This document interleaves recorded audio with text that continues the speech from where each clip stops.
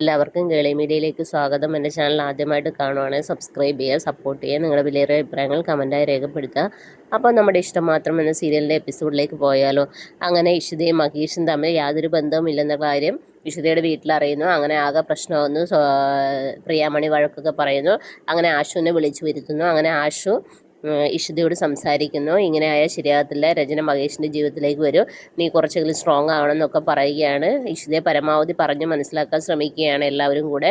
പക്ഷേ ഇത് മഹേഷിൻ്റെ വീട്ടിലറിഞ്ഞാൽ അത് വലിയ പ്രശ്നമാകും എന്നുള്ളതും കൂടെ അറിയിക്കുകയാണ്. ഇതേ സമയം മനസ്സിനെയാണെങ്കിൽ നമ്മുടെ ആകാശ് മേനോനെ വിളിച്ച് എല്ലാ കാര്യങ്ങളും അറിയിക്കുകയാണ്. ഇങ്ങനെ ഇഷിതയുടെ വീട്ടിൽ എന്തോ സംഭവിച്ചിട്ടുണ്ട്, ആഷിത ഇവിടുന്ന് പോയിട്ടുണ്ട്, എന്താണെന്ന് അറിയില്ല, ആകാശ് മേനോനൊന്ന് ചോദിച്ചിട്ട് പറയണം എന്ന് പറയുന്നു.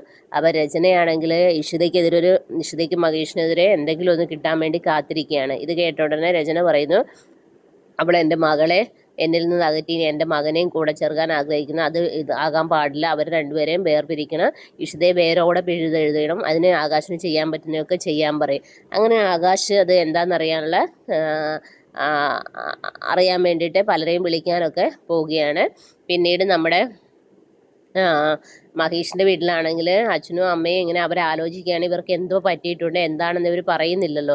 ആ സമയത്താണ് നമ്മുടെ ഇഷിത അങ്ങോട്ടേക്ക് വരുന്നത്. അപ്പോൾ ഇഷിതയുടെ കണ്ണൊക്കെ നിറഞ്ഞിരിക്കുന്ന മുഖം കണ്ടാൽ അറിയാം. അപ്പം നമ്മുടെ സ്വപ്നവല്ലി ചോദിക്കും, ഇഷിത നിനക്ക് എന്താ പറ്റിയത്, നിനക്ക് എന്തെങ്കിലും ഉണ്ടോ, നീ എന്തിനാ കരഞ്ഞതെന്നൊക്കെ ചോദിക്കുക. അപ്പോൾ ഞാൻ കരഞ്ഞിട്ടൊന്നുമില്ല എന്ന് പറയും. അപ്പോൾ പപ്പയും അങ്ങോട്ടേക്ക് വരും. അപ്പോൾ മോളെ എവിടെയായിരുന്നു എന്നൊക്കെ ചോദിക്കും. മോളെ എന്നാൽ ഹോംവർക്ക് ചെയ്ത് മഹേഷ് എവിടെയെന്ന് ചോദിക്കുക. അപ്പം ചിപ്പി പറയും അകത്തുണ്ട് അമ്മയെന്ന് പറയും. അങ്ങനെ മഹേഷിൻ്റെ അടുത്തേക്ക് ചെല്ലുകയാണ്. അപ്പോൾ മഹേഷ് പറയും ഞാൻ ആകെ ടെൻഷൻ അടിച്ചിരിക്കുകയായിരുന്നു പറയാം. അപ്പം ഇഷിത ചോദിക്കും, ഇവിടെ എല്ലാവരും അറിഞ്ഞോ എന്ന് ചോദിക്കില്ല, എന്തായാലും അതെല്ലാം ഇപ്പം അറിയാൻ പോവുകയാണ് എന്നുള്ള കാര്യം അറിയിക്കുകയാണ്.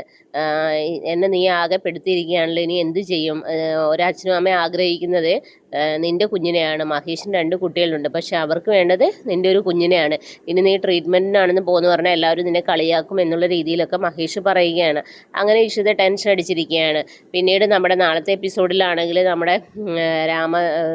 നമ്മുടെ മാഷ് രാമനോട് എല്ലാ കാര്യങ്ങളും അറിയിക്കുകയാണ്. ഇഷിതയും മഹേഷും തമ്മിൽ യാതൊരു ബന്ധവുമില്ലാന്ന്, ഒരു കരാറിൻ്റെ പുറത്താണ് അവർ വിവാഹം കഴിച്ചതെന്നുള്ള കാര്യങ്ങളൊക്കെ അറിയാണ്.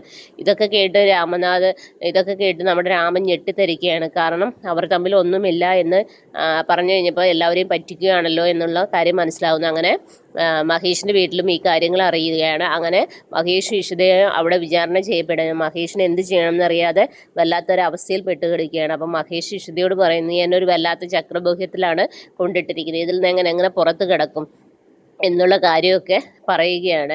അപ്പം രണ്ടുപേർക്ക് എന്തായാലും പിരിയാൻ പറ്റില്ല. കാരണം അവർ അത്രയും ഇഷ്ടത്തിലാണ് കഴിഞ്ഞു പോകുന്നത്.